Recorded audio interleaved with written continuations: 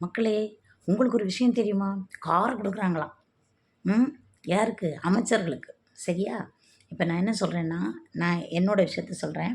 எங்க வீட்ல மூதாதையர் காலமா திமுக கட்சி தான். உண்மைய தான் சொல்றேன். ஆனா, இப்ப மாறிட்டோம். இப்ப எங்க வீட்டுக்காரரும் எனக்குமே சண்டை.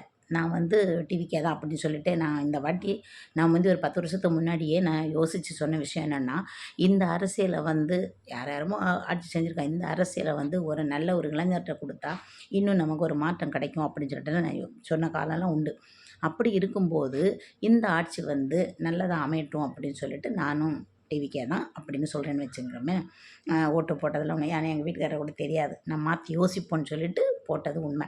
ஆனா, இன்னைக்கு நடைமுறையில என்ன இருக்குன்னு சொன்னா, நம்ம இதில தண்ணீர் பிரச்சனை, குடிநீர் பிரச்சனை, விவசாயிகளுக்கு தரமான விதை கிடைக்காத பிரச்சனை. விவசாயிகள் சரிவர விதை கிடைச்சாலும், அத கரெக்டான முறையில விவசாயம் செய்வதற்கு பம்பு செட் வசதி கிடையாது. சரியா? ஆதிவாசிகள்ட்டருந்து நம்ம ஓட்டு வாங்கிட்டோம். ஆனா, அவங்களுக்கு ரோட்டோரத்துல நெறைய பேர் ரோட்டு ஓரங்கள்ல நெறைய பேர் வாழ்றாங்க. அவங்களுக்கு குடிசை மாற்று வாரியமா ஒரு வீடு கட்டி குடுக்கலாம். அப்படி கூட விலைவாசி உயர்வு பிரச்சனை. சாதாரண மக்கள் 1 கிராம் கூட வாங்கி ஆசை பார்த்து போடக்கூடிய அளவுல இன்னைக்கு விலைவாசி அந்த அளவுல தங்கம் விலை அப்படி இருக்கு. ஆறுகள்ல தூர் வாராத பிரச்சனை. குப்பை தொட்டிகள் மக்கும் குப்பை, மக்காத குப்பைகள்லாம் போட கு ம வந்து அமைக்கல. இன்னும் அமைக்கல. இந்த அண்ணா நகரு, இது திருமுல்லை வயல் சைடெல்லாம் குப்பை தொட்டியே இல்ல. எல்லாம் அங்க இங்க கிடந்து நாறுது. அப்படி இருக்கும்போது அந்த விஷயங்களெல்லாம் பார்க்காம, சட்டசபைன்னு சொன்னாலே மக்களுடைய பிரச்சனை இப்ப என்னென்ன போகுது, ஒவ்வொரு அமைச்சரவையிலும் ஒவ்வொரு அமைச்சர் என்னென்ன கொண்டு வந்திருக்காங்க, என்னென்ன மக்களுடைய குறைகள் இருக்கிறத தான் பார்க்கணும். இப்போ நான் என்ன சொல்றேன்னா, விஜய் நம்ம முதலமைச்சர் விஜய் ஆட்சிய எல்லாருமே மைனூட்டா கவனிக்கிறாங்க. முந்தியெல்லாம் அப்படி இல்ல.